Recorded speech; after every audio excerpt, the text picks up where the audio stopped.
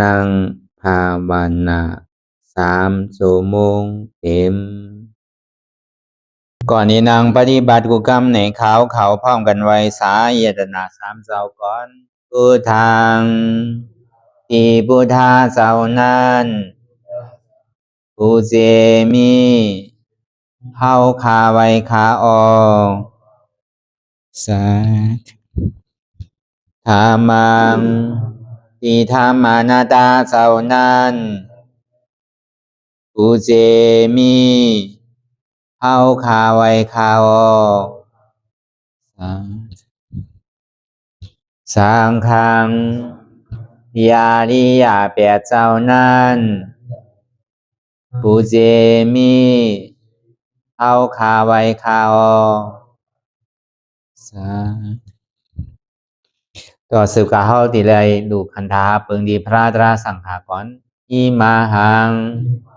อัตตาภาวังพุทธัสสะปาริจาชามิกาติอันธาพาเปิงพี่แยมในดูตันพุทธาเจ้าเฮาออกอิมาหังอัตตาภาวังธรรมัสสะปาริจาชามิกาติอันธาพาเปิงพี่แยมในดูตันธรรมะเจ้าเฮาออกอิมาหังอัตตาภาวังสังคัสสะปาริจาชามิกาติอันธาพาเปิงพี่แยมในดูตันอาริยสังขารเจ้าเฮาออกต่อสิกว่าเฮาก็อ่อนกันเนาะผู้หลวงที่ปุญญาก็ปันโตอริยเจ้ากุเจ้าก่อนอริยเจ้ากุเจ้าค่ะในยามเมื่อไหร่ก็ดีอันข้าวอ่ำหูเสเลตั้งกามลงสามเปิงไหลวนพิษไหลลาพิษไหลเหตุพิษมาเจอนานแค้นดอปดปล่อยวางความบันขาวเขาอย่าให้เป็นอันตรายลงอันเหตุตามาโผนิปานันสกันติคโนมโนกัมมังวสีกัมมังกายกัมมังแสมมุเรวนพิศลาปิตัวเอพิมาติอาริยะเจ้าภูเจ้าสวรรค์พ้นความไม่ถินไม่ใช่นำกองการนั้นขินในยามในจึงข้าวก็บินเสียสมมาเขาปวุนทีพิสิตาธรรมะตังโดอาริยะเจ้าเขาภูเจ้าสวรรค์พ้นความไม่ถินไม่ใช่นำกองการนั้นขินในยามในจึง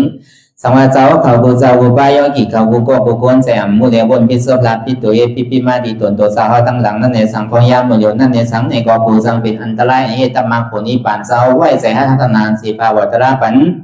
ยาได้เป็นอันตรายให้จำมาผลนิพพานตอนนี้กว่าวันตามเมื่อตาเฮจงกันอาหันทุกข้าทุกข้าเป็นอนัตตาเยาเดียวอนัตตาตาเปอัตตาที่วิจิกิสาเกลียสานั่นเลยมดสิ่งเก่งหายกว่าในภาวะสัตว์ในอังแผงมัน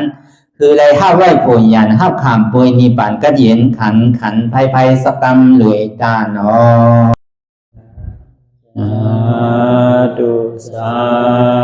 ธุลายการนังอนัตตาวิปัสสนาภาวนาหานยอดทำอนัตตาไหนตอนตั้งสุดเนี่ยก็คือเขานางขาไก่กุดขาขวาทับต่างขาซ้ายก็ไรอย่างนั้นขาซ้ายทับต่างขาขวาก็ไรมือสองคอนต่างตักก็ย่อในไว้ตัวซื่ออย่าไปเคียงป้นอย่าไปย่านป้นก็ย่อในที่เขารับหูเนื้อเปิดหัวยานปิญญารับตาเนื้อเปิดตายานปิญญาอยากตัวดีมันน้อวิญญาณใจเดียนเท่าหู้นั่นอันไรเสียนั้นไหนที่มันพุทธปอเกิดขึ้นเป็นมานั่นคือเขาหมอวางเป็นอนัตตาใดอ่อนตั้งเข้าไปหันเจ็บไปหันทุกข้าป่องใส่เนื้อหน้าตาเดอเกาะด้วยตีร่วมเถยใส่คออ่อนตั้งโด เคยใจเขายาวๆเคยใจออกยาวๆเคยใจเขาลึกๆเคยใจออกลึกๆเขาเกิดออกตายเขาเป็นออกลูกฟองเกิดเวียบตายเนี่ยแซ่ว่าเขาตัวหลอกหลายเนี่ยเขามีญาณตั้งหันซื่อใจญาณตั้งวนซื่อใจหันสะพอที่มันนำอู้เปิงไรเนี่ยเอาตั้งแต่สิโกต่อไปตีนกว่านี่มันมีอะไรฟองหล่าในเตียนเขาเปิงพ่องำจี้สั่งไรเนี่ย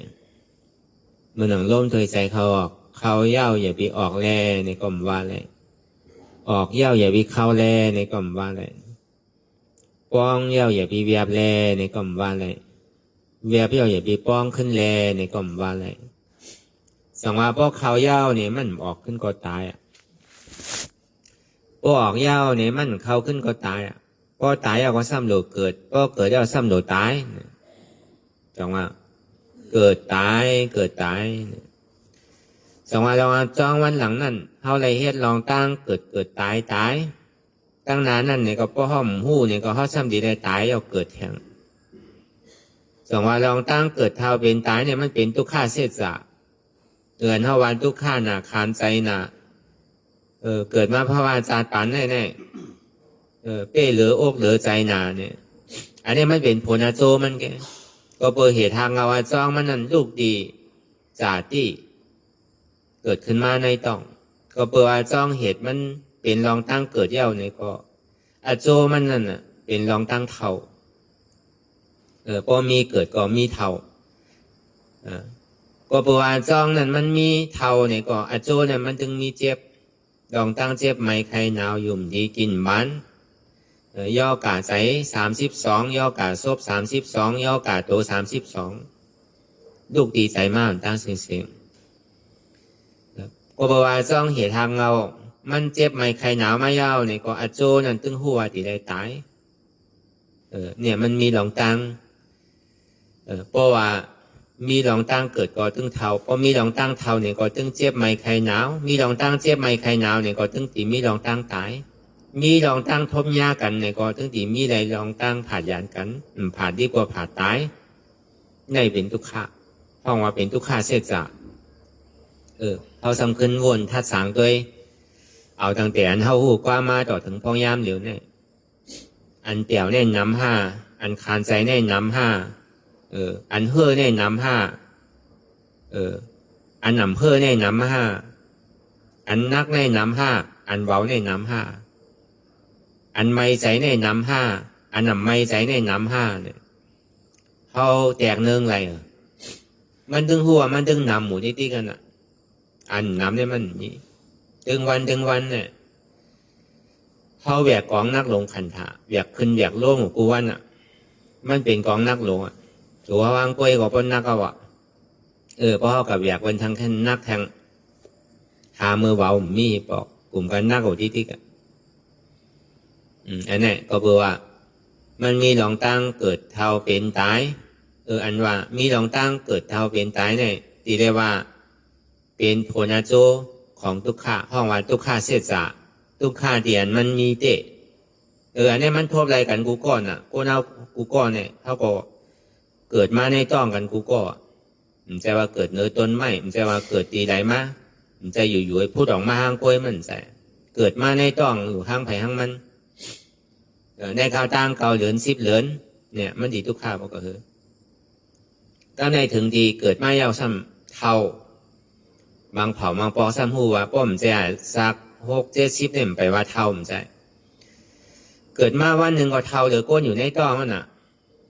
ห้องว่าเท่านั่นก้นอยู่ในต้องตึกหนุ่มหมูก็เกิดมาก็เท่าแล้วอย่างไรว่าเป็นทุกข้าเนี่ยว่ามันจางคอมมันตัวเต้นอนหงายไว้มือมันใครกินมันก็ให้ต้องใหม่มาพอกินยาวอิ่มแล้วเนี่ยซ้ำเคียวเนี่ยก็อยู่หยาบก็ซ้ำให้ทางให้กินให้ขี้นั่นให้กินให้ขี้ให้เยี่ยวพอกินแล้วขี้เยี่ยวตุกขาโลนอนเจขี้เจเยี่ยวไว้ก็มันขานใจโลถึงที่ห้องให้พอห้องให้เอานี่ก็ที่ได้เปลี่ยนปันถึงที่ซักสายหนึ่งบางพวกเอานอนอยู่ ตึงวันก่อนต่างหนึ่งไรอ่ะมันก็ขานใจน่ะดูก่อนมันก็โก้นขึ้นเหมือนเท่าหนังเก่าอ่ะก็การมันจังลาดหรือเสว่าไฮแกหรือเสียห้องไฮแกเดี๋ยวเสียห้องไฮเนี่ยมันจังลาดอ่ะเนี่ยเขาว่าลูกอ่อนก็เอาวางไว้นอนไว้ที่ก็ห้ามไล่มังปอก็ไล่ใส่กูมังปอก็ใส่กูก็มันก็ซ้ำก้นขึ้นมาหนังเก่าซ้ำดีได้หอบปันเฮ้ที่ไหนน่ะกำไอ้กำว่างไอ้กำใส่กูไว้หนังเรียนมันดีซักษานั่นเพราะว่ามันก้นมันขึ้นมาของมันไทยที่ก็ดูสีลองตั้งไฮเนี่ยมันก่อมจังให้จื่อบอกเขาลงก็ได้ถึงเมื่อเต็ม10 วันมาเต็มเดือนมาเนี่ยก็ใหญ่มาร้อยๆเอาน่ะก็ใหญ่มาร้อยๆเอาเนี่ยพึกคอมพึกการพึกไปพึกอูบพึกลาดเนี่ยก็ง่ายๆเป็นทุกข้าหนังเก่ากองขันถาลงเนี่ยก็ได้ต่อถึงพ่อเป็นลูกอ่อนมาเนี่ยก็พูดจักว่าใครกินพูดจักว่าใครนอนพูดจักว่าใครเรียนเงี้ยน่ะมีลูกอ่อนป้อมได้กินได้นอนได้เรียนก็เป็นทุกข้าวน่ะใจมันเลี้ยวน่ะเมี่ยวลูกอ่อนก็กินของลูกอ่อนนั่นน่ะตั้งแต่เป็นลูกอ่อนต่อถึงพ่อใหญ่มากเป็นหว่าเป็นสาวเนี่ยก็ทุกข้ามันหว่ามันสาวหนังเก่าโดดเตะหน้าหอต่อเฮือนเอาลูกทุกข้ามันหว่ามันสาวมากถึงดีเตะหน้าเฮือนมาเนี่ยก็เหมือนเขาอยู่จอมปอจอมเมเขาได้ก็ห้อมไปมีกูมีก็เรียกก็เขาใครนอนขิงไรเขาใครลูกขิงไรเขาใครกวาดขิงไรก็โปเมก็มว่าทั้งเขาบางปอก็ห้องอยู่ป้องอยู่ด้วยกรรมลูกกลมจังให้ถือบางปอก็ปล่อยมันกว่าที่นั่นน่ะโปเมเขาก็ว่าสังก็การถึงตีเตะหน้าหอต่อเคลื่อนมาเนี่ยมันไรอ่ะน่ะตีไรเฮ็ดไรหาตีไรหาห้างกล้วยตีไรออกหน้าเฮือนห้างกล้วยเลยสังมันนี่ก็เหลียวดูถึงดีมีลูกมีหลานมากก็ทุกข้ามันหนังอันเตะนาเฮิรนทุกข้ามันหนังอันมีลูกนั่นน่ะถึงดีลูกใหญ่มากเนี่ยก็ซ้ำดอกค่าใจเห็นดีแค่ค่าใจหาเงินหาข้ามแต่นี้เลี้ยงลูกด้วยถึงเขาหนังเรียกเขาดีมีปีญาหนังเรียกเขาดีมีตั้งหูค่าใจเฮ็ดไทยเฮ็ดหน้าค่าใจเฮ็ดไทยเฮ็ดสนค่าใจกล้าขายพออยู่ในเวียงก็หลูกกล้าขายพออยู่วันนอกหน้าป่างก็ดูเฮ็ดไทยเฮ็ดสนขิงได้ข้าวใหญ่ก็ได้ยังอ่ะขิงเฮ็ดหน้าเขาตีได้เฮ็ดหน้าขิงเฮ็ดสนตีได้เฮ็ดสนขิงเฮ็ดไทยเขาตีได้เฮ็ดไทยเนี่ยการในโปรต่อถึงเท้ามายาวเนี่ยเลี้ยงรู้ว่าซ้ำเลี้ยงลานทางกันไหนมันทำเย้าน่ะการในโปรดีอยู่วันเฮาเมืองเฮาเนี่ยมันทำโปรอยู่โปรกินอ่ะอ่อนก่อนอ่อนกันเหล็กเขามาหาเงินหาคำในวันเปิดเมืองเปิดอันเท่าคงไงนำหนาได้ก็เมืองไทยนั่นน่ะอันจ้ามีปีญาตั้งหูกัดแขนก็ก็อยู่เมืองสิงคโปร์เนี่ยอยู่มาเลเซียเนี่ยอยู่เมืองนอกเนี่ยอันนั้นป้ายเก๋โดยการเข้าเมืองไทยในป้ายน้ำก็ได้ถึงที่เตะหน้าหอต่อเฮิรนมาในข่อมกลุ่มมารู้พอดีอยู่ที่นั่นกว่าที่ก่อหันเปิ้นมีก้าใครมีก้าหันเปิ้นมีเฮิรนใครมีเฮิรนเนี่ยหันเปิ้นมีเฮิรนจัน2 จันใครมีเหมือนเปิ้นหันเปิ้นมีเฮิรนอุดในก็ใครมีเหมือนเปิ้นหันเปิ้นใดขี่ก้าวใครขี่เหมือนเปิ้นพอดีไปวันเฮาเมืองเฮาเนี่ยได้ก็เฮ็ดวันไหลกลุ่มวันนั่นมันใจว่าชาติไหลลงอารังบางเผ่าบางปองแน่เนี่ยอันเฮ็ดหน้าเนี่ยเขาก็ยามหันมาบางปองแน่แต่ตื่นอารังมันนั่นถึงที่ขายมาเนี่ยมีน้ำเมียยังซุ่มเหมือนอ่ะพ่อสอนก็กาพ่อมเฮ็ดลาลุ่มๆเนี่ยเพิ่นสมาเฮาข้านนามีอยู่ก่อมเฮ็ดตีเตพอมาสอนด้วยดีๆเนี่ยอันว่าอะไรน้ำเมียมันมีหรือเสียไว้เฮ็ดแล้วก็ปูนตาที่กินเนี่ยที่เกี่ยสุดมันก็ห้ามในซื้อเขากินนั่นเนี่ยกำหนำในเจ้าหน้าเนี่ยเป็นสิ่งนั้นนะก้นกามันแกมีหลองตังหมากมีก้นเฮ็ดมันได้ก็ต่อเต้กลุ่มปีใดปีนั่นกว่าป้อมเฮ็ดก็ซ้ำเปิ้นจังว่าเป็นหน้าห้าม8เปิ้นที่ว่าเฮาข้านเนี่ยก็อยู่วันรองหน้าปังหาวันไหลกลุ่มมันนั่นหาเมื่อไหลกลุ่มเมื่อนั่นมันมีโดนมีเหลือนั่นนะถึงที่พ่อออกไม่ให้การวานเปิ้นเมืองเปิ้นต่อได้เก็บซิมหอมๆได้พ่อใกล้นี่ก็นี่ก็ต่อได้มังมีดีเป็นอยู่ห้างไผ่ห้างมันกว่าก็ในอันเขามีลูกมีหลานไว้อันเท่าเป็นคนเท้าในเขาซ้ำดีได้เอาลูกเขากับไหนจังว่าเลี้ยงลูกก็ซ้ำหนูเลี้ยงหลาน ป้อมเอาซ้ำเป็นล้านเฮาเหมือนหนังวาซื่อน่ะเหมือนหนังกินจางไปลูกอ่อนนั่นน่ะเปิ้นก็หึงเปิ้นใกล้ส่งเงินมาปันเฮาอยู่รู้พอมาแลกเงินมามันไหลนำน่ะถ้าการไหลตัวปันเปิ้นน่ะมันมีเมื่อยาวเมื่อสุดสิพอกันนะการรอการเนี่ยเฮาว่าทุกข้าเสียจามันต้องเป็นทุกข้าอันหมันแม่นอยู่ยาวอ่ะเกิดมาเนี่ยตั้งแต่ต่อถึงเกิดมาต่อถึงพ่อเฒ่าพ่อแก่ต่อถึงพ่อตายเนี่ยจังว่าการเอาที่เหตุการณ์ตั้งหลีหนึ่งปอกในยังวนกว่าวนมาดีเหตุซื้อดีกว่าซื้อมันปอกก็ดูดกว่าเดือนไรเดือนนั่นดูดกว่าปีไรปีนั่นดูดกว่าหาขิงขาข้าวยามตาที่ตั้นเนี่ยมันมีเนี่ยจังว่าลองตั้งสั่งเลยเป็นเรื่องนั้นน่ะลองตั้งอาหารล่าตั้งซบตั้งโต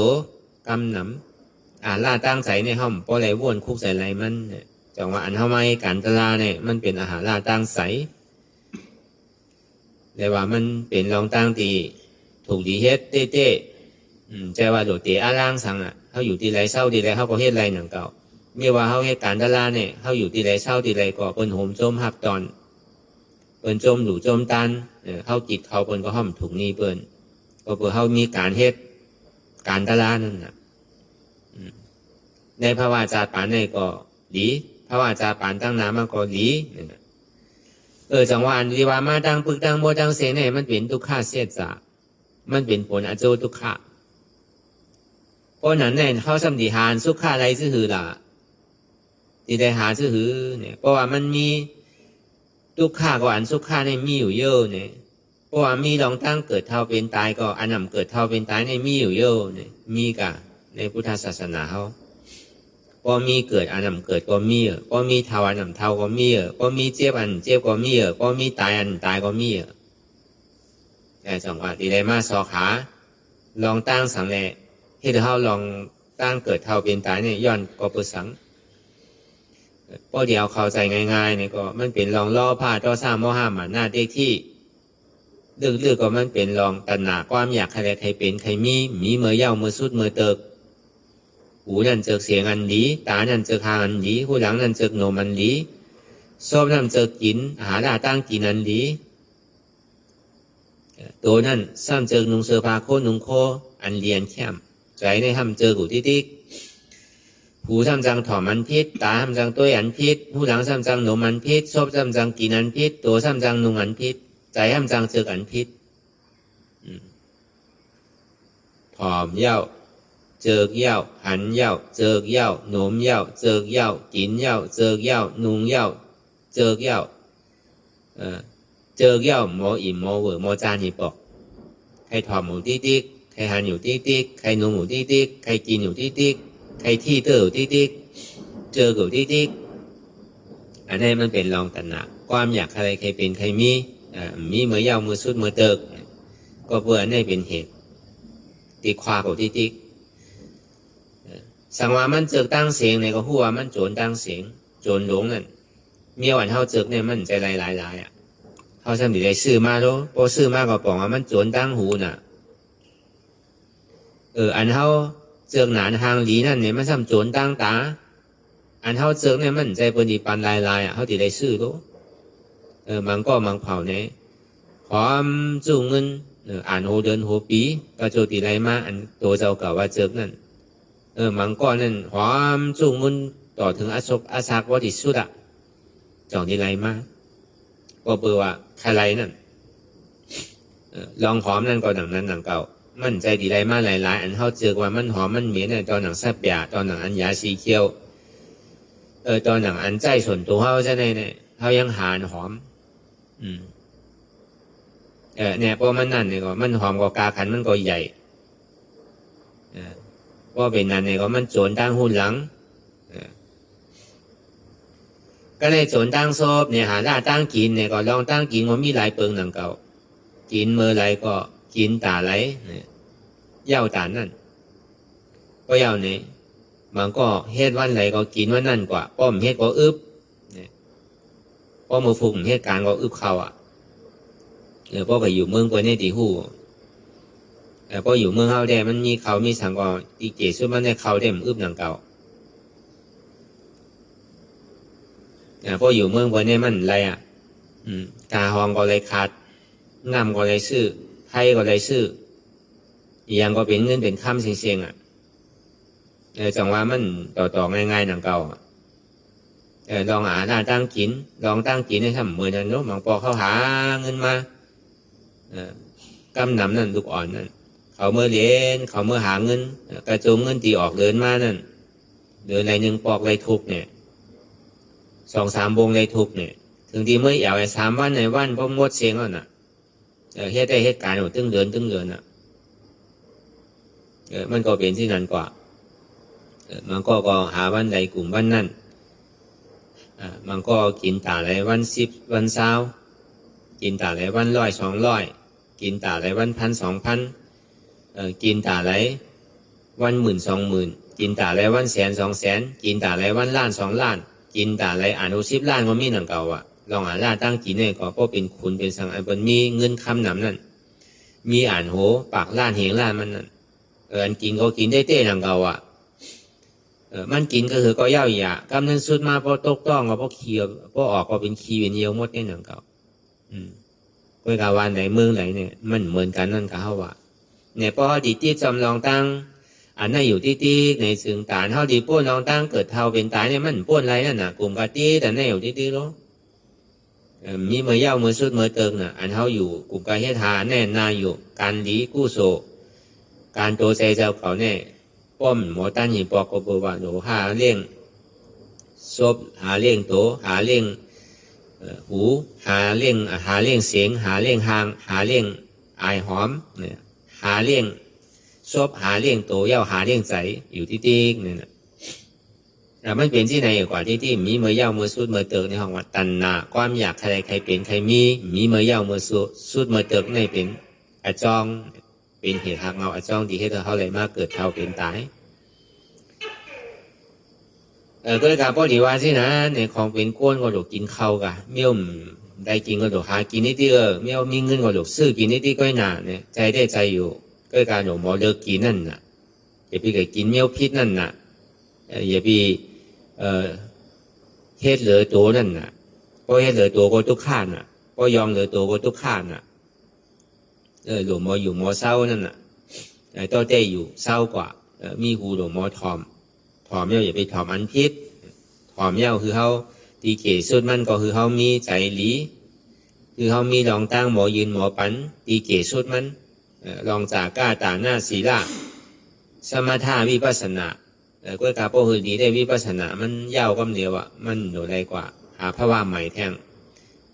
ลองตั้งกูเสื้อกูลองเนี่ยมันยังตีหาพระว่าที่เป้าหมายเขาเนี่ยมันโดถอมเขาคือเขาป้อเกิดสังวิกาตราถอมเย้าคือเขาป้อหมออิ่มเวอร์จันในลองตั้งเกิดเท่าเป็นตายเนี่ยอันนี้ถึงที่ห้องว่าหูหลีตาหลีนั่นเนี่ยเขาหลวงหมอต้วยเนี่ยหลวงหมอต้วยในขันธาชิโกต่อไปตีนเขาเนี่ยหันว่ามันเป็นกองทุกข้าในโลกโลกาเนี่ยใครมีก็คือก็เย้าใครมีน้ำก็คือก็เย้าใครมีเต็มวันเต็มเมืองอยู่ก็เย้ามันก็ติ่มอยู่ต่อโจผู้ว่ามันตีตายก็หนังเก่าตายมากกว่ามันจังเอากว่าโอกจากโคกของเตียนหาไว้นั่นมันดีอยู่มอกก็คือแกในเฮาหลวหันถึงซึ่งหนังในมันใครมังมีหลีเป็นคือใครเป็นคุณนอข้ามก็เย้าใครเป็นขุนวานขุนเมื่อก็เย้าถึงดีตายมาเนี่ยมันจังเอากว่าตัวเจ้าเก่าก็ยังตีพังยินไว้หนังเก่ายังตีเผาไว้หนังเก่ายังจังเอามือเนี่ยอันนี้ก็คือเขามีหมากตาด้วยหันถึงเสื่องในพองในป้อมใจในเขาตีกลุ่มกาโดเฮ็ดโดหาวที่โดที่ทางสร้างปองคือมันใหญ่ขึ้นนำขึ้นหรือที่ก็มันดีทุกข้าวที่นั่นน่ะมันมีเมื่อยาวนั่นน่ะอันนี้เขาว่าลองห่างลองหูหลังเขานั่นก็หนังนั้นหนังเก่าเขาหลวมมอนโน้มก็หึงสั่งถูกได้กองคือเขาวนเป็นสั่งไม่กล้าตระกัดกาแล้วมันขาดกว่าแล้วมันหายใจเพราะมันยังตึกหายใจอยู่ก็เก่าย่ำไปตายเถอะอันเขาตัวลมถอยใจเนี่ยเก่ายังตึงมีอยู่สังวาลมถอยใจเอาขาดแล้วได้ก่อมีเมื่อเหลียวเนี่ยมันเป็นรองเตี้ยเตียนมาอยู่เมื่อเหลียวเนี่ยเฮ็ดอยู่เมื่อเหลียวเนี่ยเป็นรองเตี้ยมันใจเป็นรองแหลนเข้าหลงหมอตัวลองตั้งตายเนี่ยมันมีที่ไหนแกเพราะมันขาดกว่าเมื่อไรก็กว่าเมื่อนั่น กัดกาอะไรมันตายหรอกอันนี้ก็เข้าดูเอาเป็นสังวิกาตรานั่นเก่าลองอาหารล่าตั้งกินนั่นนู้ในกินเปิดอยู่มันใจว่าอยู่เย้าที่ได้กินกว่ากาวากาเป็นกินเปิดคือขันถ่ายอยู่ก็นั่นคืออะไรพอดีให้ลองตั้งดีเนี่ยเดี๋ยวเสียว่าพอให้ลองตั้งเมือกได้มันลีกินลีโอดน้ำก็มลีกินพอดีให้ลองตั้งเมือกตามันตายยังดีลีพอดีก็ให้ลองตั้งอ่ำลีคือมันอึบน้ำอึบเขาก็ยังดีลีกว่าน่ะมาดมันไว้ก็อย่างนี้กินสังก็ยังดีลีกว่าน่ะพอดีมันอ่านดีให้ลองตั้งอ่ำเลียนอันเมือกนั่นพอดีให้ลองตั้งลีได้ก็กินปูหรือคืออยู่ลองเสื้อผ้าก็นุ่งก็ไหวนั่นโน้นั่นก็หนังนั้นหนังเก่าพอเขานุ่งร่นนุ่งป้นนุ่งเด้อเนี่ยก็มันดีทุกข้านั่นน่ะตัวเขาก็พอหลอดแล้วพอเขายองนำก็ใส่เงินนำค้ำนำก็กว่าตั้งไรก็เร็วก็ดีโก้เสื้อผ้าก็นุ่งก็ไหวนั่นก็พอมันทางหลีป้นก็กามันซ้ำน้ำเนี่ยก็มันก็ดีให้เขาเป็นรองตั้งทุกข้าหมอเก็บหมอซิหมอหอมใส่ป้นตีป้นเดือกว่าก็ห้ำดีหนังเก่าว่ะใส่ในป้นตาดีห่มภาพตาบันจ้านหวยก็หนังเก่าว่ะลองตั้งเสื้อผ้าคุณลงโคไว้เนี่ยเมียวไหลเมียวนั่นน่ะเป็นที่นั้นก็ว่ะเหมือนหนังผ้าเหลืองสังก้านในก่อนหนังนั้นหนังเก่าป้นตาดีห่มภาพตาบันจ้านหวยมันมีสีขาวอย่างโลกเพราะผ้าเหลืองสังก้านเนี่ยมันรูปร่างไงอ่ะมังเจ้ามังป้าบนกะจ้างตื้อกำตะลาเนี่ยเป็นเลยก็ว่าเป็นเลยก็ย่ำเป็นอ่ะก็เบอร์มันพันอ่ะเนี่ยมันเป็นอันปูนตาดีห่มภาพตาบันจ้าอันป่วยอันป่วยก็มาเก่าใจว่าที่ได้นุ่งไอ้เข่เข่งกันใจเนี่ยเนี่ยพอเขาหมอเฮ็ดเจ้านั้นเนี่ยในซึ่งในก็เข้าที่ศักษานั่นน่ะเข้าติ่มไม้นั่นน่ะพอเขามีหยาดปียาพอเขากลุ่มการจอมกิเลสสาวที่ก็หัวมันจ่ายว่ามันดีย่อมหมดที่รู้อันเขาเรียกเขาหามาเนี่ยอันเขาไม่ใส่ได้ย่อมเบอร์ว่าอีกอย่างก็ห้อมไปเต็มทนก็เบอร์เขาก็เสียงย่อนั้นเนี่ยมันนำน่ะเสียงลองหางลองอายลองอายศาลองนุ่งลองไหวลองอยู่ลองเศร้าจะเนี่ยบางพอมันนำป้นก็เขาก็ตุกข้านอันนี้ก็มันเป็นลอกลายที่พระเป็นเจ้าสอนไว้อุนตาดีหมออยู่หมอเศร้ากว่าพอดีว่าที่นั้นฉันดีว่าพอที่นั้นก็มันโดนนุ่งเสื้อผ้าสังโยเนี่ยมันก็ใจหนังเก่าคนเฮาหลุมมีผู้ตั้งอายหนังเก่าทำกับเป็นตะกะตอนเป็นแล้วพอมันนุ่งเสื้อผ้าก็มันกะกาดีแรงนุ่งมันดีด้วยนะเขาว่าเพราะก้นเพราะมันนุ่งเสื้อผ้าก็นุ่งก็ไหวแน่เพราะเป็นโวเป็นใกล้ก็มันทางดีทางมันอยู่หนังเก่ามันมีเสื้อผ้าก็เป็นจ้างก็ห้างดีหนังเก่าเป็นนกก็ยังมีคนอ่ะ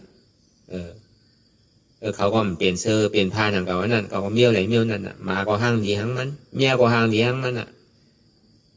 ก็กับคนเท่านี้เพราะมันมีเสื้อผ้าคนนุ่งเขาไหวนุ่งเนี่ยมันตึงดีด้วยเอ็นนั่นอ่ะอันนี้เขาก็วนด้วยอย่างนี้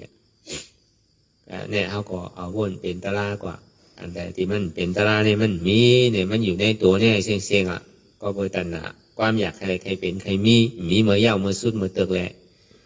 ก่อนจะเขาอะไรมากเกิดเท่าเป็นตายอยู่สุดไหวเพราะมันน่ะ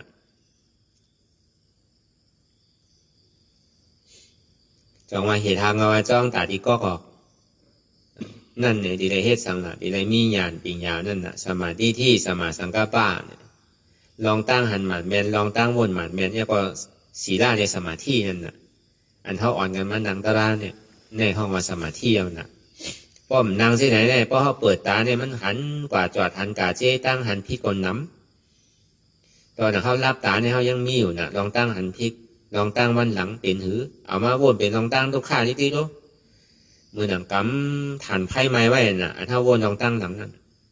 มือหนังเข้าใจทำห้างเปิลอันเท่าผมป้อใจอย่างหนึ่งเจอหนึ่งลองใช่ไหมป้อมากำไว้เมื่อไรก็ไม่ต้องไม้วันนั้นน่ะย่ำไปตั้นถึงเปิลเตอลองตั้งต่อซ่าในเป็นที่นั่นว่ะ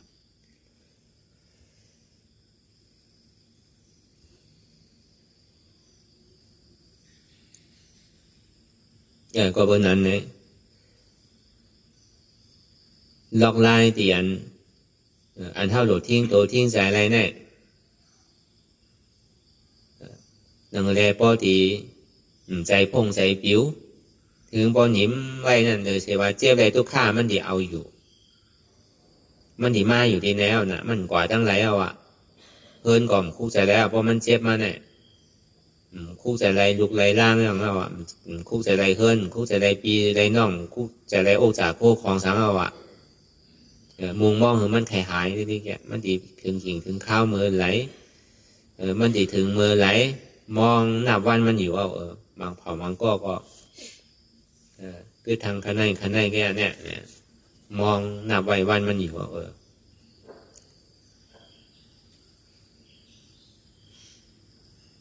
ก็เบอร์นั้นไหนคือเขาหมอวนด้วยดีๆเนี่ยเพราะว่าเขาหันเจ็บเต้ๆเนี่ยก็ใจนี่มันปิวหนานี่เอากากซ้อมาแทบไว้อ่านโหเฮียงโหหมื่นโหแสนก็มันอยู่กว่าที่ใจนี่มันไว้หนาเนาะเขาได้อยู่ที่ในใจเขาเนี่ยมังปอกกับว่าถึงเมืองไทยปุ่นกับว่าถึงกรุงเทพเชียงใหม่กับว่าถึงเมษายกำเหลียวไว้กำพะเยากับว่าถึงตองกี้พอถึงหยันกุ้งมันเล่บนใจเนี่ยมันไพ่หนานั่นพอวนหัวกวามหนึ่งก็เลยบอกว่าเจี๊ยบมันมาเตี้ยๆเนี่ยมันกว่าทั้งหลายหรือเสียไม่อยู่ที่ไหนแกอันนี้น่ะเป้าหมายสูงสุดมันเขาโดดเอามันมาจู้เขาไม่ใช่ว่าโดดเรียนก่อนหาจู้มันกิเลสารเนี่ยเพราะเอาเรียนหาจู้มันเนี่ยเขาจู้จื้อเขากับต่อสู้ที่ไหนก็ต่อสู้กับมันจื้อก็มันดึงเป้มันไหลแต่เขาอยู่ในห้องมาจู้เขาเนี่ยเขาก็ติ่มเพ้อโดดเรียนจอมโกนมันอยู่ติ๊กๆก็บอกว่าลอกไล่เนี่ยมันเป็นที่ไหนก็เมื่อปนมา3-4 วันในเขาห่อกับไก่ด้วยอนัตตาและขณะสุขเมื่อว่าเรียกก็เย่าก็ดีตอนสัญญาหน้าขันธาปีตุขาอนัตตาก็เลยมาดีตอนไหนเนี่ยมาดีตอนสังขารหน้าขันธาปีตุขาอนัตตาก็ได้สังขารได้ซ้ำมีอยู่2 เปิงในขณะสังขาร2 เปิงเท่ากันในสังขาร2 เปิงเนี่ยมันสมิตอมนัสสาเวทนาซอมนัสสาเวทนามีอุเบกขาพอทุกขาก็ทุกขาสุดพอเปลี่ยวก็เปลี่ยวสุด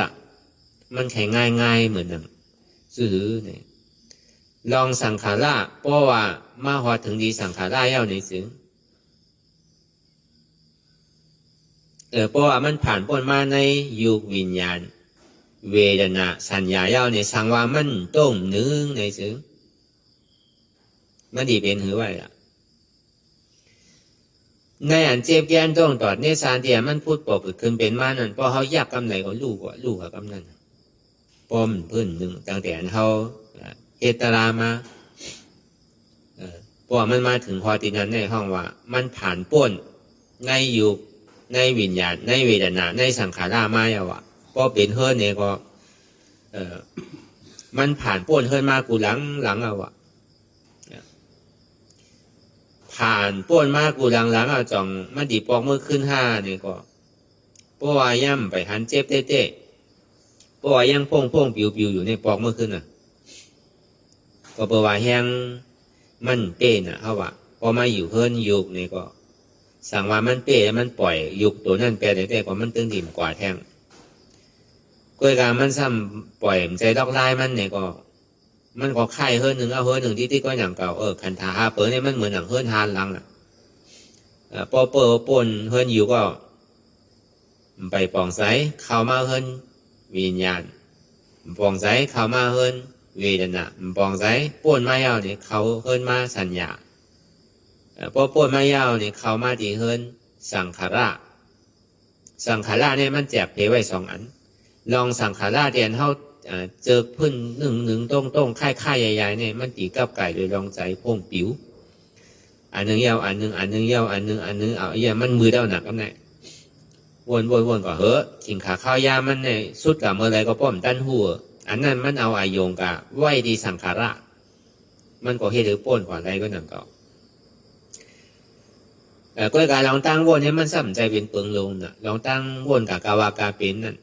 มันใจลองปิ่งยาวรู้มันวนลองตั้งหลังตั้งนานในห้องว่าสังขาระมีเมื่อเย้าเมื่อสุดเมื่อเติก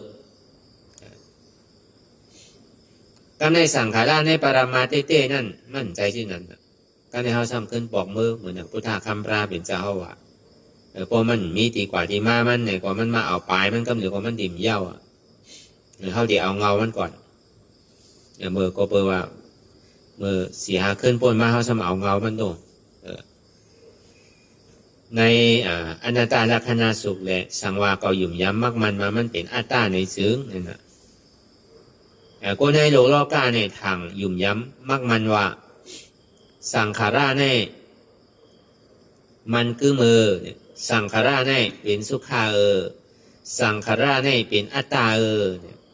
ในมีลองตั้งหยุ่มย้ำซึ่งในว่าสังขารานั้นถามว่ามันกึ้มว่าสังขาราในถามว่ามันเป็นสุขาวะสังขาราในถามว่ามันเป็นอัตตาวะเดี๋ยวเขาไขวนซื้อเขาถังซื้อก็เหมือนหนังใจมังผอมมังปอกเนี่ย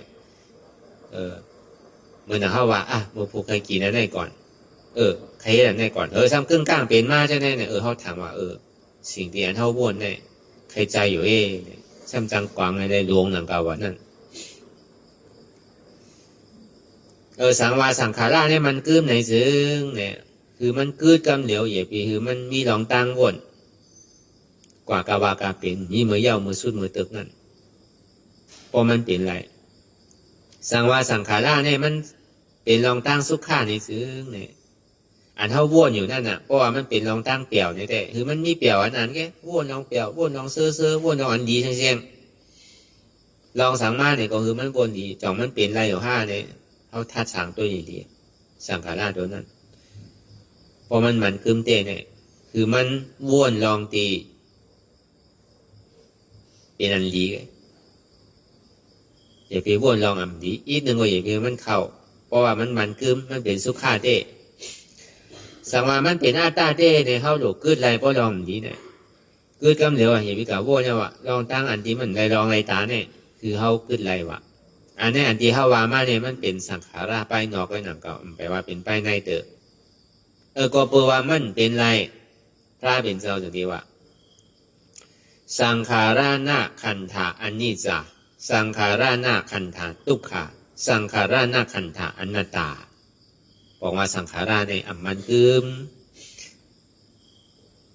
ก็แปลว่าสังขารานั้นมันกึมแหละมันจะดีเป็นทุกขาก็เพราะว่ามันเป็นทุกข้ามันอุปเปิงเพราะงั้นมันใดมันจะเรียกว่าเป็นอนัตตาในสัญญาณขันธาในสังขารนขันธาอันนี้จะสังขารนขันธาทุกขาสังขารนขันธาอนัตตานั้นแล้วก็เพราะว่ามันกึมเป็นทุกข้าอุปเปิงเพราะงั้นมันใดเป็นอนัตตานี่บอกว่าในสังขารนั้นพวกในตัวปรมาณวาเต้รู้เนี่ยในตัวปรมาณวาเต้นั่นเพราะว่าห้องหนึ่งขึ้นต้องต้อยกว่ามันต่อถึงพอมาหอถึงสังขารายาวในถึงเพราะว่ามันเจ็บหาวย่างเกิดขึ้นเป็นมาเนี่ยเขาก็เยื่นตัวต่อถึงมันพอลู่กว่าอันที่เป็นมาวีดนาลู่นั่นน่ะเหลือในมันหอถึงที่สังขาราวะพอตัวกว่าเนี่ยอยู่มันลู่กว่าห้างก้อยมันนั่นพอมันหนักก็เบากว่าห้างมันนั่นพอมันเสียบมันไม่เนี่ยก็เย็นกว่าห้างมันนั่นอันนั้นบอกว่าสภาวะเป็นรูปก็ใจเวทนารูปเนี่ยก็ใจเข้ามาสังขารนาขันธาเนี่ยก็ใจในสังขารนาขันธาเนี่ยเหมือนหนังอันเขาเหตุการณ์ดราม่าเนี่ยเหมือนมันตึกเจ็บตึกเสียบตึกไม่ตึกเจียนอยู่นั่นตึกขันอกขันใจอยู่นั่นเหมือนหนังอาบตีนรูเนี่ยพอตัวกว่าซ้ำรูอยู่เนี่ยดีเต้มันก็รูนั่นน่ะมันวานนี่ต้องตั้งสังขารนาขันธาอันนี้จะมันใครเจี๊ยบคือก็อยากใครแสบคือก็อยากใครไม่คือก็อยากใครห้อนคือก็อยากกำเนิดสุดมากกว่าซ้ำลู่นั่นเก่าย้อนเปิดว่ามันเป็นเรื่องนั้นแลมันจะเรียกว่าสังขารนาขันธาทุกขาก็การมือมันยังตึกลู่มันตึกใหม่ๆอยู่ในเขาก็ซ้ำถามว่าเป็นนี่ป่านั่นเก่าก็บอกว่านี่ป่าเนี่ยมันมีอันนี้จะมันเป็นนิจามันหันเป็นรูปมันกัดเย็นสีไว้มันมีเป็นรูปห้องว่านี่ปัง มังเผามังปองเนี่ยพอเขาบ้วนยากตัวเนี่ยพอเจี๊ยบแห้งเกิดขึ้นมาพอเขายากกว่าลูกกว่ายากกว่าลูกกว่าเขาทำถามว่าเป็นนิพพานอ่ะกำนำได้มันโด่งกันดีนั่นน่ะกังกันดีนั่นถามว่ามันได้มากในผัวมันยังตึกมาในเฮิรนสังขารากไว้หนังเก่าย่าเบอร์นั่นแหละพอมันรู้ยาวเนี่ยมันถึงดีก่อยๆพูดออกมาพูดยาวเนี่ยมันถึงดีก่อยๆสุดกว่าพอมันสุดยาวเนี่ยมันก่อยๆถึงดีจู้พอมันจู้ยาวเนี่ยมันก่อยๆถึงดีตัดกว่าสังว่าเฮามีลองตั้งหนึ่งพื้นต้งค่ายใหญ่ตั้งแต่โหปึ้งต่อถึงกำนึงสุดมาในเนี่ยมันถึงดีทบในขันธาหาเปิงเนี่ยอันใดอันหนึ่งย้อนเบอร์ว่ามันนำมันกึมแหละสังขาราตัวนี้เนี่ยมันจะดีเป็นตุกขาเพราะตุกขาก็ตุกขาสุดปักสุดเปิงเพราะอยากตัวก่อนมันแห้งขึ้นก็กลายแห้งขึ้นต่านหือเนี่ยก็เพราะเขาอยากก็ซ้ำลู่นะเก่าเพราะมันไม่ยากในสังขาราเนี่ยมันดีหันสภาวะเป็นลู่ง่ายๆก็กลายยากคือก็ซ้ำลู่นะเก่ายิงยากยิงแห้งยิงยากยิงแห้งเท่านั้นน่ะพอถึงมันแห้งขึ้นเนี่ยใครโก้มากครับเนี่ยอย่าไปโก้หนูตัวกับที่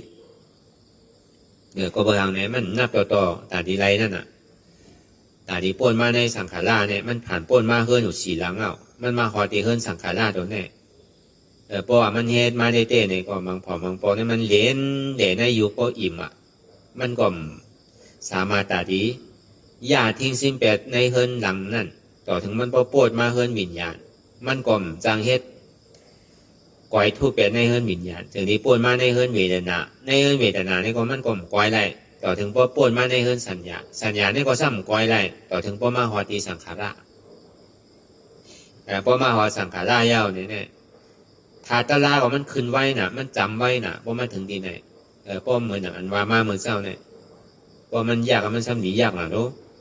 พอตัวกับตัวมากก็ดูแปดเหมือนมันเท้าย่างในเป็นต่อมันซาวีเดนะอาโลตีตายโลมันมาแห้งขึ้นที่ละมังปอกวนป้อมตั้นก้อยกะอันมันติดใจใครเฮ็ดในก็เบื่อมันวนกำไหลก็เหมือนหนังโต๊ะกว่ากำนั่นมันเหมือนหนังมีอย่างแรไม่อยู่สองนาเขาเลยเขาพันตกอะไรก้อยกะพันก็ยิงน้ำขึ้นเนี่ยมันใครเฮ่อมากกำเนี่ยใครโกมาหรือว่าอย่างถามว่าตีย่อมน้ำขึ้นที่ละ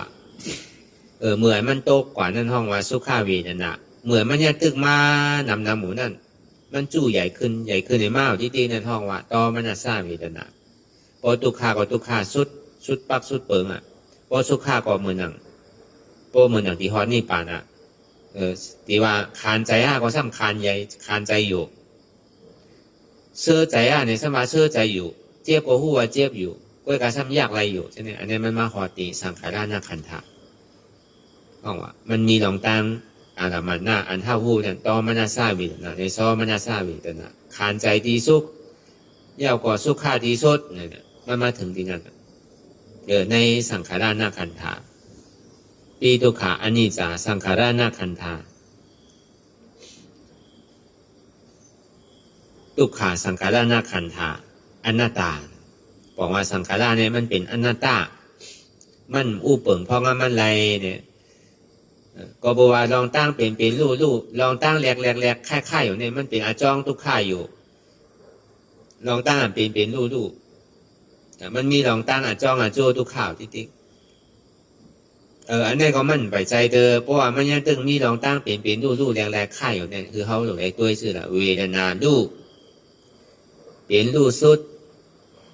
เป็นลู่พุทธตัดพุทธกิเลสหักเวทนาลูกเป็นลูกสุดเป็นลูกพุทธตัดพุทธกิเลสหักเนี่ยมันติดได้ลูกพอลูกก็ติดได้ตัวเห็นมันสุดพอสุดมามันติดพูดออกมาพอพูดออกมามันติดตัวกว่าว่าตัดหาหันตัดถึงเนี่ยนะหาทุกข้าหันเหตุหักเงาอจ้องทุกข้าตัดเหตุหักเงาอจ้องทุกข้าห้องว่าอัตตานั่นถึงกว่าที่เป็นอนัตตาห้องว่านี่ปั่นที่การเย็นห้องอมตะเนี่ยเพราะว่าอนัตตาเนี่ยมันเป็นเครื่องลังนาแก่เพราะมันถึงกว่าเตอันถึงกว่าเตมันเป็นอมตะเนี่ยบอกว่ามีอนิจจามีทุกขะมีอนัตตาเนี่ยมันเป็นเครื่องลังนา อนัตตาเนี่ยมันอุปเปิงเพราะงั้นมันไรนั่นน่ะอมตะธาตุเนี่ยซะมันเย็นฉีไว้บอกว่ามันเป็นอมตะในธาตุอมตะเหลือในฮาวามาในสังขารนะขันธาปีตุขาอนัตตาถึงนี้ไม่ยาวดีเลยล่ะสเปสังขารานิจาอันนี้หูโผมุโมเสียงเสียงบอกว่าสัตวะทั้งหมดทั้งเสียงเนี่ยมันกึมเนี่ยวะเมื่อหูดูว่าเป็นตอนเนี่ยก็เจ้ากรัญญาเขาเจ้าพัทยาเจ้าวัปปะเจ้ามหานามเจ้าอัสสจีเขาได้ก็เยี่ยงงานถึงเจ้าเขานั่นนะเยี่ยงงานถึงก็ในก็เจ้าอัสสจีเนี่ยเป็นยาฮันตาขึ้นกำเลียวกันเนี่ยสามมากพูดขึ้นกำเลียวกันเนี่ยสามมากเป็นยาฮันตากว่าก็ในพอมาหูจูสเปสังขารานิจาในปองว่าเยี่ยงงานถึงผีสางสักก้นทั้งเสียงอ่ะดีได้ว่าในคำขึ้นเดินแปดลองหาคำเนี่ยผีเขาช้างเขาก็อ่อนกันมาถ่อมดีได้ว่ามาเข้าใจดีในเนี่ยนำมาก็เปลือมันหุบจู้หัวมันงดน่ะสังขาราทั้งหมดทั้งเสียงในเนี่ยสเปสังขารานิจาอาว่าเป็นผีเป็นช้างเป็นก้นว่าเป็นเมี้ยวอะไรก็มันคือหมีเมี้ยวเนี่ยนะใครว่าสิเนี่ยสเปสังขาราทุกขาย้อนไปว่ามันคือเนี่ยมันจะดีเป็นทุกขาอาว่าเป็นผีเป็นช้างเป็นก้นเป็นนาคาเป็นกระโหลกเป็นสังเสมว่าตีอยู่ใน31โค้งไงจังว่าสเปธรรมานาตาทำตาดีออกม้วนป้วนหลอดมันนั่นพอหูหันสะพออันหน้าตายาวเนี่ยก็เปิดเข้าหยุ่มย้ำย่าว่ามันกึมเต้มันเป็นกองทุกข้าเต้มันผู้เปิงเพราะงั้นมันไรเต้เนี่ยมันเป็นอนัตตาเนี่ยขึ้นมาหุบสู่หัวมุโมจิไหนเสียงแต่ก็สเปสังขาราอนิจจาสเปสังขาราทุกขาสเปธรรมาอนัตตาเนี่ยบอกว่าขันธาหาเปิงในมันกึมขันธาหาเปิงเนี่ยเป็นทุกขาขันธาหาเปิงเนี่ยเป็นอนัตตามันใจของเขาขันธาหาเปิงเนี่ยมันเป็นสภาวะอนัตตาไงมันมีดองตั้งเหลียกลายค่ายอยู่ย้อนไปว่ามันมีดองตั้งเหลียกลายค่ายอยู่เนี่ยมันจะดีเป็นทุกขาย้อนว่ามันเป็นทุกขามันอู้เปิงเพราะงั้นมันอะไรเนี่ยมันส่งดีเป็นอนัตตาเนี่ยเหมือนเขาว่ามาเหมือนเจ้านั่นเจ้าอัสสจีอันก็ทนหานั่นก็ตกเป็นยาหันตากว่าอันเป็นผีเป็นช้างในตีไรกว่าก็หัวตาลานั่นแค่ดินนำเลยก้นเขาเป็นหัวอนุสิโผล่านโกรธมันนะกะก็บอกว่ามันเป็นตาลาประมาทนั่นน่ะตาลากับกาเลยยุคนามคันธะเตียนว่ากูก็เนี่ยก็มันถึงหันในกันกูก็รู้ในตัวในใจที่ว่ามานั่นจังว่าอันเฮาไม่การตะลาอันว่ามั่นใจตัวเฮาอันว่าเนี่ยอันว่ามั่นใจตัวเฮาเนี่ยฉันเป็นสังเนี่ยมันเป็นยุคธาตุมันเป็นยุคขันธะมั่นใจเฮาทำเป็นยังเป็นวิญญาณขันธะมั่นใจเชี่ยวเฮาเป็นสังอันมั่นใจเชี่ยวเฮาทำเป็นสังเป็นเวทนาขันธะอันมั่นใจพิษเป็นพิษเท่านั้นดูทำเป็นสังสัญญาขันธะแต่สังขารนาขันธาเนี่ยสังก็บอกว่าในขันธาหาเปิงนั่นประมาณยอเนี่ยมันมีอยู่3ในยุก็เป็นยุวิญญาณก็เป็นวิญญาณก็การในเวทนาสัญญาสังขารเนี่ยมันเป็นตัวเวทนาอันเดียวคำว่าใจเจตสิกยุคนั่นน่ะยุคนั่นเนี่ยก็เป็นรูปขันธาใจนั่นก็เป็นวิญญาณขันธาเจตสิกนั่นเนี่ยก็เป็นสัญญาเวทนาสังขารเนี่ยมันสำคัญมาจู่เปลี่ยนในอันหนึ่งก็หนึ่งเก่าเปลี่ยนเข้ามาให้กันที่เขาหมอปล่อยอันที่เพื่อไว้อยู่กูวันว่าอ่ำใจตัวเขาอ่ำใจเขาเจ็บในก็อ่ำใจเขาพิษในก็อ่ำใจพิษเปิลมันเป็นพิษเท้าก้อยเนี่ยลองตั้งว่าอ่ำใจตัวเขาเนี่ยมันเป็นยุคเนี่ยมันใจยุคเข้านามันเป็นอนัตตาใจเตียนเท้าถางว่ามันใจนามันเป็นวิญญาณขันธะมั่นใจเจี๊ยบเขามั่นใจพิษเปิลมันเป็นพิษเท้าใช่ไหม คือเขาหมอย่อมภาพอะไรว่างเป็นอนัตตาอะไรนั่นลองตั้งอ่านคือเขาหมอย่อมภาพอะไรว่างเป็นอนัตตาอะไรนั่นในห้องว่าในสามตัวเนี่ยมันเป็นมันเป็นเวทนาสัญญาสังขารเวทนาสัญญาสังขารเนี่ยมันเป็นเจตสิกเจตสิกเนี่ยมันแผ่เป็นสามอันเดี๋ยวจังว่าอันเฮาเฮ็ดกันอยู่เนี่ยเพราะความเฮาว่าเนี่ยมันก็ว่าใจตัวเฮาใจเฮาใจเจ็บเฮาใจพิษมันเป็นพี่เท้าทันอยู่คู่อยู่ยอมหับวางเป็นอนัตตาอันหานั่นมันเป็นใจอยู่อันหู้นั่นมันเป็นใจวิญญาณอันหับนั่นมันเป็นใจเวทนาอันต้องหัวนั่นมันเป็นใจสัญญาอันที่มันแหลกลายค่ายนั่นมันเป็นใจสังขารเนี่ยใจยุกใจวิญญาณใจเวทนาใจสัญญาใจสังขารในสังขารหาเปิดเนี่ยมันอ่อนหนึ่งเท่ากว่ากูเฮิรนกล้วยกาเฮาที่กอยเฮิรนใดๆอันนั้นมันเป็นคอลำดองอันใดที่มันหยิดจากเฮาแห้งอันใดที่มันเฮ็ดถือตีเท่ามัน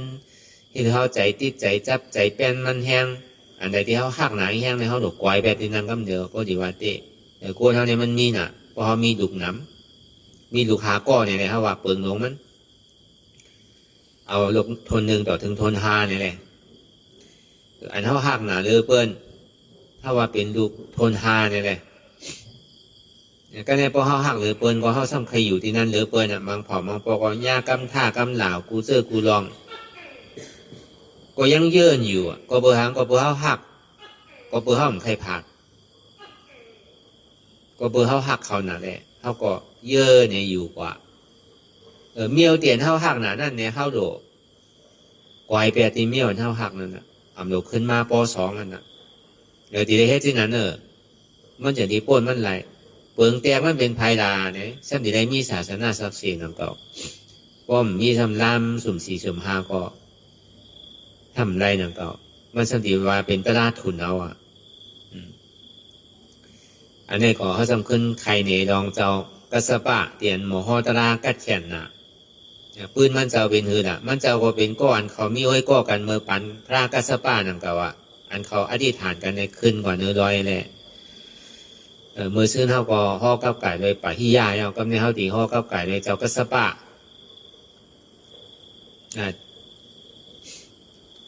อันนี้ก็ซ้ำมากเกิดเมื่อปานพระเป็นเจ้าโคตมะอันที่ข่มในมักไรโผนั่นก็หนึ่งเป็นปะฮิยา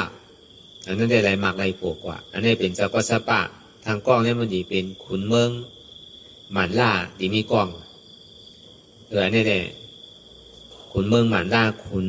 เมืองอุก้าก่อมหัวดีมีไว้กล้องเขามีอยู่3ก้ออันที่เขามาเกิดในปานพระเป็นเจ้าโคตมะอันเขาในมักไรโผนั่นด้วยกันเขามีเจอมีพันไว้เขาเลยเฮ็ดตะลาเอาอาสักเรียกเอาเฮ็ดตะลาพอตายนั่นน่ะ7 วันกินเขากินน้ำพอตายไปน่ะพอตายเอาก็เกิดเมืองผีสุดเมืองผีเอาสำโรงมาดีกาปันท่าเป็นเจ้าโคตมะจากนี้มีลูกปุ๋งหน้าก้อนหนึ่งเป็นก้นยิงมันสำหันวุนเจ้าวุนจ้างเบิ้ลนั่นน่ะหันเมฆขาวเมื่อกูปองแล้วมันมีพิกุณีใช่ไหมสมณีดีใช่ไหมเมื่อปันท่าเป็นเจ้าเขาพอหันเยาก็ใจเนี่ยมันใครบวชที่ดีกว่าใครเป็นสาวเป็นจ้างที่ดีกว่า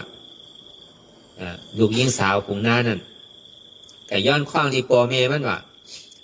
ลูกใครเป็นใครเขาในศาสนาพระเป็นเจ้าเนี่ยว่ะปอเมมันปันคว้างว่ะใครปันว่ะไล่เนี่ยว่ะ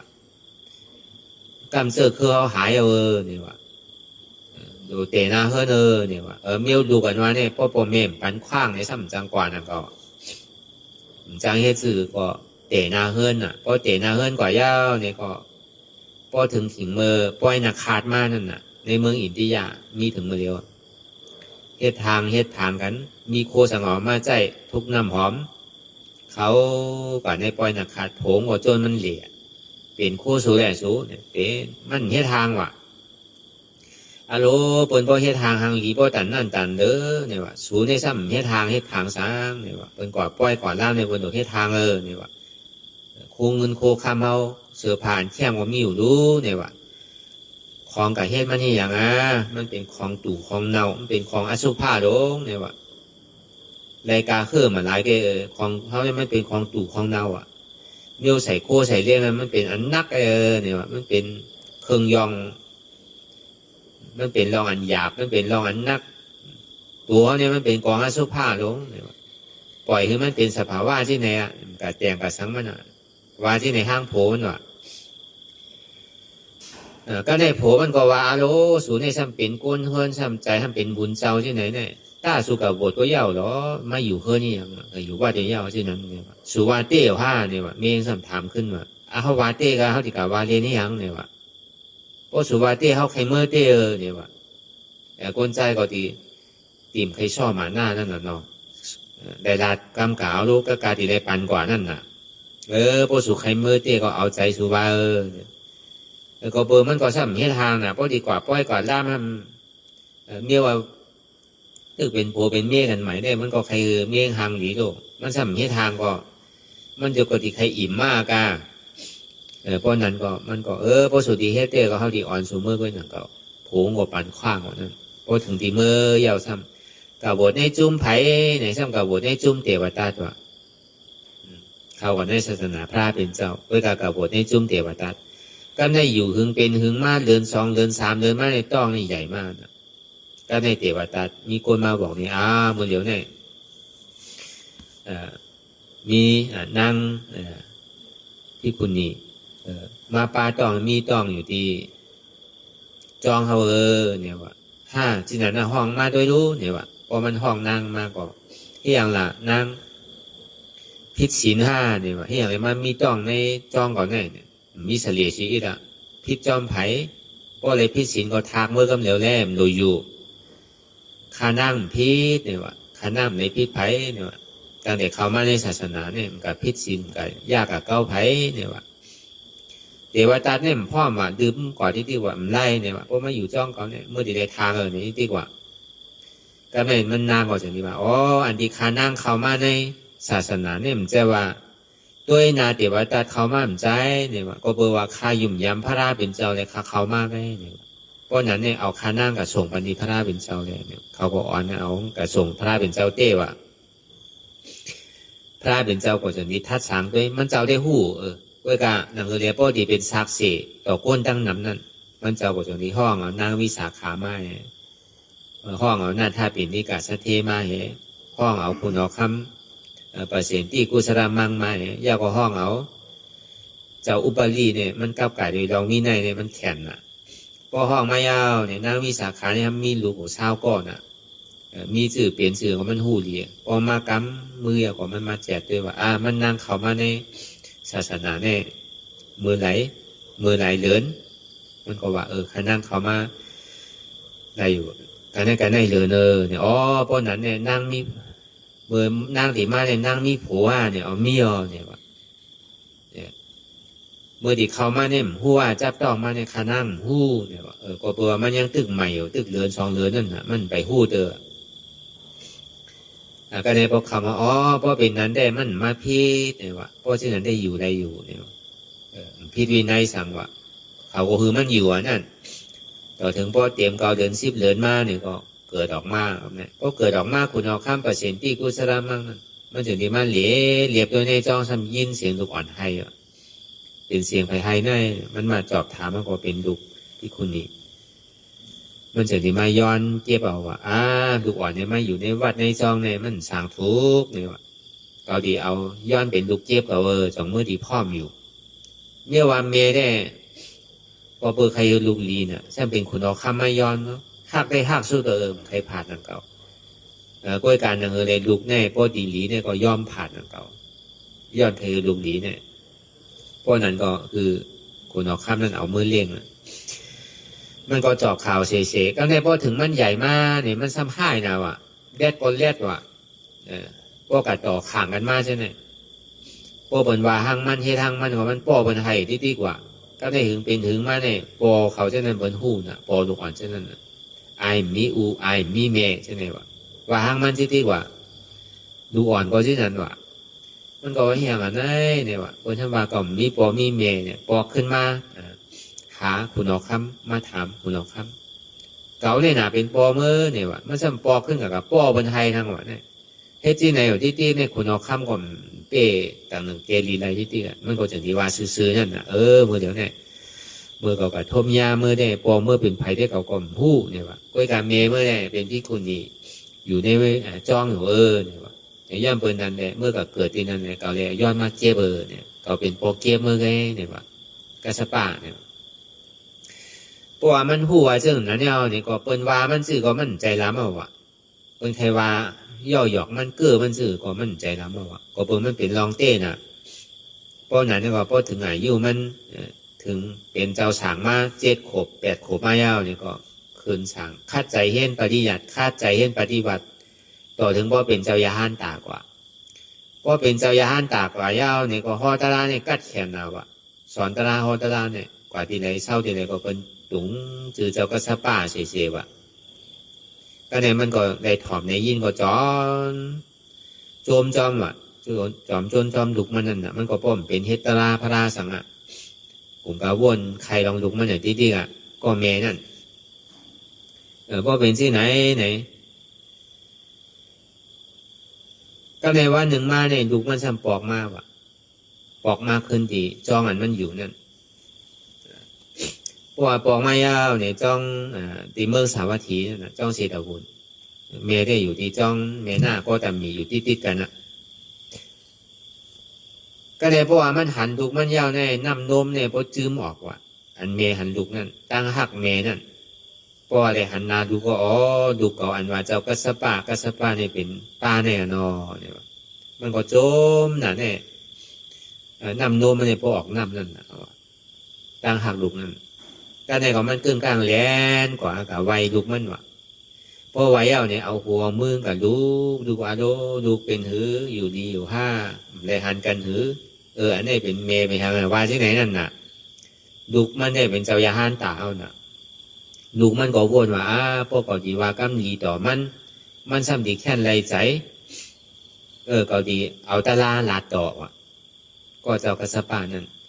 นายเท่านายเท่าเนี่ยว่าเท่าพ่อตันนายก็ยังตึงไม่ใจก็นายก็นายอยู่ตะลาก่อมได้เฮ็ดตะลาก่อมเฮ็ดดีๆเฮ็ดเต้ๆเนี่ยว่า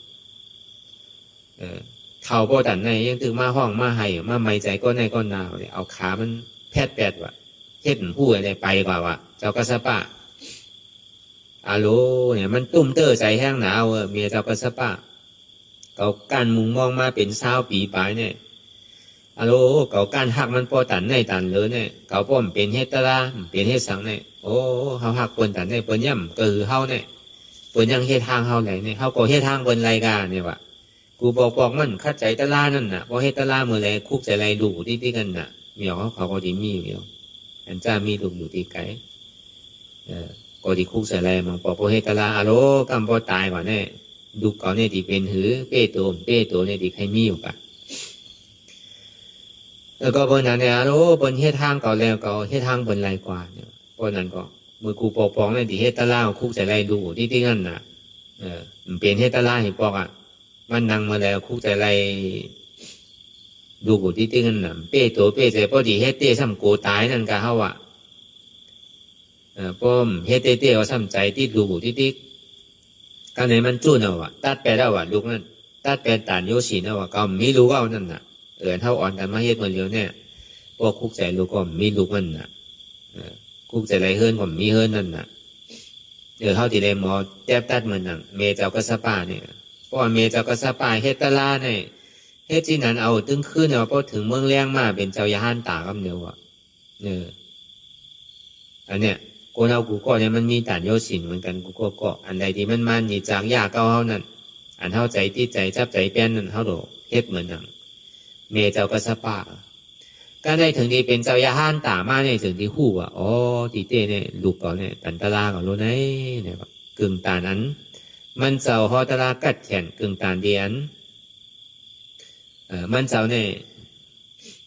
สั่งสอนเก่าเตี้ยเนี่ยว่ามันถึงที่หู้ถึงที่เป็นยาห้านตามาแล้วก็อันนี้พอเขาตีเรากว่ามันดีขึ้นกว่าที่เตี้ยก็เพราะนั้นในหนังคือแหละเขาพอดีมีแห้งตัวแห้งใสนั่นเขาอย่าไปใจติดใจจับใจเปลี่ยนไผ่ก้นที่ผ่านที่ก็ย่อผ่านตายก็ย่อ อันดำดองเขาได้เขาโหลดด้วยตัวเขาใจเขาอันใดที่มันมาหยิบจากยาก็เอาไว้อยู่สีนั่นเขาโหลดหมูกอกออกติ๊กเขาอย่าไปเอาเก็บซิมไว้อย่าไปเอาหมองไว้ติ๊กมันตีเนามันตีตู่กว่าใกล้หนังเก่ามันดีเดี๋ยวเอาออกติ๊กอันใดที่มันแหวกไว้อันใดที่มันมีไว้น้ำนั่นเรียกว่าเขาไม่ให้การตลาดในเขาหลวเอาออกจะเอาเข้าเพราะเก็บไว้นำก็ทุกข้านำมีนำทุกข้านำมีเกทุกข้าเกเพราะมันมีก็มีรองตั้งทุกข้าหักนำทุกข้านำหักเกทุกข้าเกเพราะมีรองตั้งหักนำก็ทุกข้านำแล้วก็เปิดนั้นเขาไม่ให้การตลาดเนี่ยเขาหลวจุนหลวพาหลววางแปดเสียงเอาออกแปดเสียงเตียนเข้าใจที่ใจจับใจเต้นตั้งนอกได้สังต่อถึงพอมาหอดตั้งในมาตีโตตีใจมาตีเจ็บในก็ยาวเอาออกติ๊กอย่าไปใจที่ใจจับใจแปรมันป่นตีในก็คือเขาวนยาวข้าวยามหึงอย่าไปว่าไพ่ป่นตีอย่าไปว่าเทิงป่นตีเตียนเฮาหันเตียนเฮาวนเตียนเฮาวนเฮาหันนั่นถึงเพ่งเพ่งกันวนต่อถึงเจ็บนั่นพอสุดวนต่อถึงทุกขาพอสุดตัดต่อถึงอัตตาพอตกพุทธขาดกว่าอันใดที่มันพุทธปอกเกิดขึ้นเป็นมานั่นคือเฮาปอหมอวนวางแตบตัดเป็นอนัตตาสะพอไหน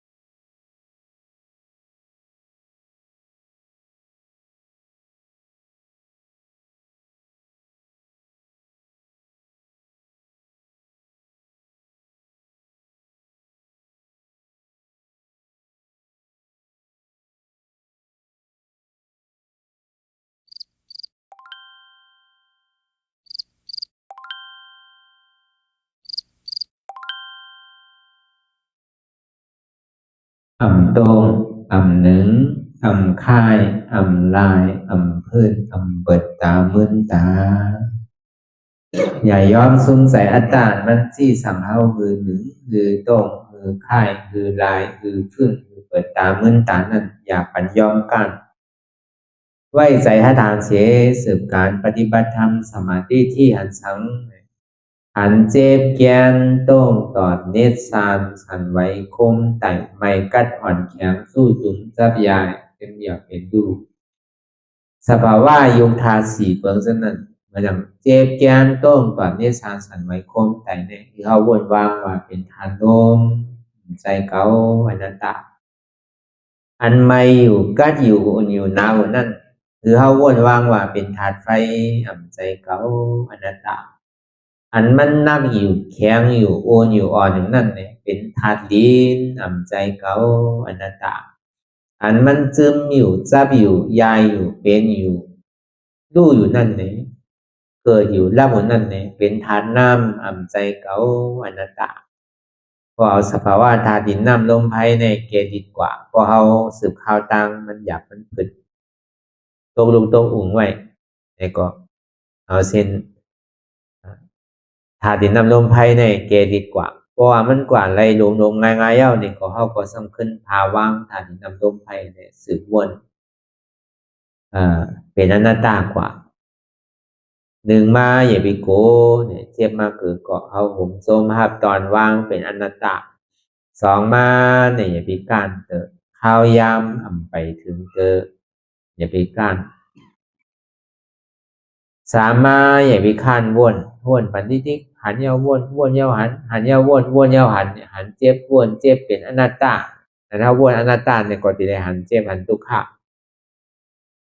หันแล้วหันเจ็บหันทุกขะนั่นเนี่ยก็จะได้วนเป็นอนัตตาอันนี้ก็อย่าไปข้านวนอย่าไปลืมเนี่ยคือเขาตื่นตัวอยู่เสียผู้สังหลักอันนั้นอยู่มือเดียวเนี่ยมันใจการไพ่เนี่ยมันเป็นการเฮาคือเขาตื่นอยู่กับปัจจุบันพองยามเดี๋ยวเนี่ยคือเขาตื่นหาปัจจุบันที่มันเป็นอยู่มีอยู่เมื่อเดียวเนี่ยอย่าไปกะวนตั้งหลังตั้งนาวติ๊กเนี่ยคืออยู่จอมปัจจุบันที่มันเป็นอยู่มีอยู่เนี่ยวนเป็นอนัตตาจริงๆเนี่ยก็คือเขาไว้ใจให้ทัศนานเสสืบข้าวตั้งกว่าตั้งนาแทงวนต่อถึงเจ็บปอสุดวนต่อถึงทุกขานั้นปอสุดอะไรที่มันพูดบอกเกิดขึ้นเป็นมานั่นเนี่ยก็คือเขาวนวางเป็นอนัตตาทำใจตัวเก่ามาดีตัวเป็นอนัตตามาดีใส่ในก็อ่ำใจเก่าอนัตตามาดีเจ็บในก็เจ็บในก็อ่ำใจเก่าอนัตตาวนลองเปินก็อ่ำมีเปินอนัตตาวนลองเขาก็อ่ำมีเขาอนัตตาวนลองเฮาในก็อ่ำมีเฮาอนัตตานี่ชื่อไหนก็ได้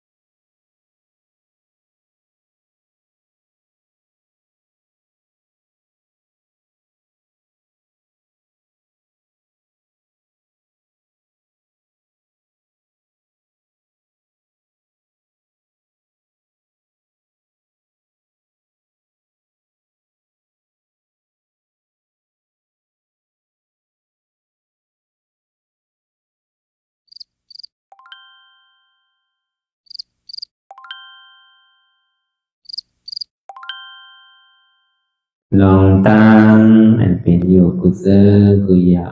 ย้ายข้องคำไว้ที่ใส่หูถอดถอนออกที่ใส่หูมันออกเสียงก่อนสภาวะอะไรก็ดีลองตั้งอะไรก็ดีอันเกิดขึ้นมาที่อยู่ตัวที่ใส่ที่เจ็บสนั่นถอดถอนออกที่ใส่หูมันออกเสียงสภาวะอยู่ธาตุสี่เปิงสนั่นเจ็บเทียนโตกอดเนตรสั่นไหวโคมไต่ไม่กัดอ่อนแข็งสู้ตุนซับยายจึงหยดเปลี่ยนดูสภาวะอยู่ธาตุสี่เปิงสนั่นตีหนังธาตุกว่าผู้ซับตีอัตตากว่ายึดว่ามีโตมีใสมีเจ็บสนั่นเอาบ่วางเป็นอนัตตาไหลลองแสนพ่องปิวอยู่อันเฮาว่นลึกว่นเลยอยู่เป็นเดิมเป็นลาวอยู่เส้นในสาวถอดถอนออกตีใส่รูมันออกเสียงก่อนยอมกึดยอมออกยอมลงอันเฮ็ดให้เฮายินดียินให้เสื่อมอารมณ์เสื่อมถึงใสถึงคอไว้ตีมันยืดไว้ตีมันเป็นทุกขานั้นปวดปล่อยวางออกที่ใส่หูมันออกเสียงก่อนลองเสื้อเป็นทุกข้าเลยลองย้อนถึงใส่หลายอย่างมันเกิดขึ้นมาตีตัวที่ใส่ตีเสียบสนั่นปวดวางย่อเสียงก่อนก่อยค่ายย้ายลายดึงพื้น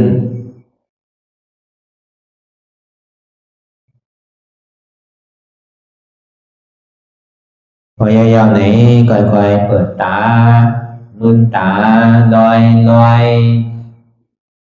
ได้เป็นการปฏิบัติธรรมโคหายอดธรรมอันเกิดขึ้นที่โตที่ใสที่เจ็บอันนั้นโคนหาเหตุหาเงาขจรทุกข้างนั้นต่อสืบการในเฮาที่ได้ส่งเมตตาถึงวิเนยสัตวะตั้งบนตั้งสิ่งก่อนอิดาเมปุญญังอาสวะคายังนิพพานังวาหอตุมาปุญญาภากังสเปสัตตาสัมมาลาภันตุอิตังเมปุญญังอันเฮาคาไลมาตือกรรมปฏิบัติวิปัสสนาภาวนาหาอันยอดธรรมอนัตตาในอาสวะคายังเป็นอันถาสัพตัดแต่นาสวะสีเบิงเสียวแลนิพพานัง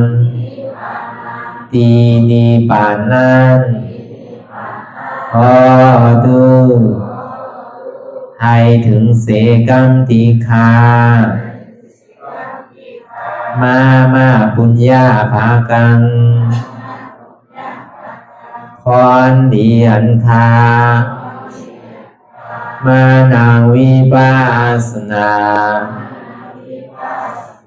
ภาวนาทรงยืดปันสเปสตานังเทวปเมสลาญาติกาดึนเคเจอคือใดก็แลจากว่าสัตวาทั้งสิ่งต่างดวงนั้นสมาลาพันตุอะไรพรดีนำกันตั้งเฮาคา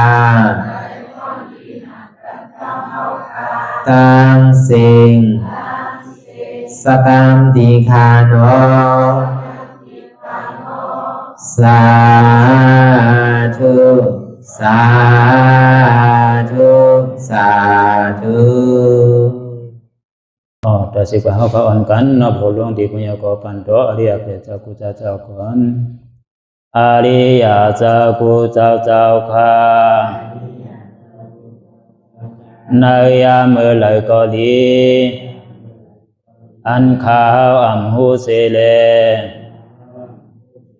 ตั้งกามลงสามเปิงไหลวนพิษไหลลาพิษไหลเหตุพิษมาเจอนั้นแค่นดอปวดไหววางความบันขาวเขาอย่าให้เป็นอันตรายลงอันเหตุมาโผนิปานันสกันติคาโนมโนกัมมังวสีกัมมังกายกัมมังแสงมูเรวนพิศลาปิตัวเอปิพิมาติอาริยะเจ้าภูเจ้าสวรรค์พ้นก่อนเมถินเมษายนำกองการนั่งขินในยามในถึงข้าวก็บินเสียสมมาเขาปวุนทีวิสิตาธรรมะตังโดอาริยะเจ้าเขาภูเจ้าสวรรค์พ้นก่อนเมถินเมษายนำกองการนั่งขินในยามในถึง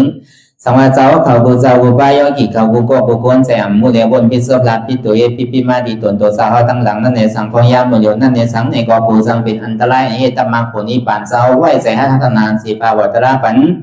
ยาได้เป็นอันตรายให้จำมาผลนิพพานต่อเนื่องกว่าวันตามเมื่อตาเฮจงกันหาหันทุกข้าทุกข้าเป็นอนัตตาเยาเดียวอนัตตาตาเป็นอัตตาที่วิจิกิสาเกลียสารนั่นเลยมดสิ่งเก่งหายกว่าในภาวะสัตว์ในอังแผงมันคือไรห้าไหวผลยันห้าขามปุยนิพพานก็เย็นขันภัยสกรรมรวยตาเนาะสาธุสาธุ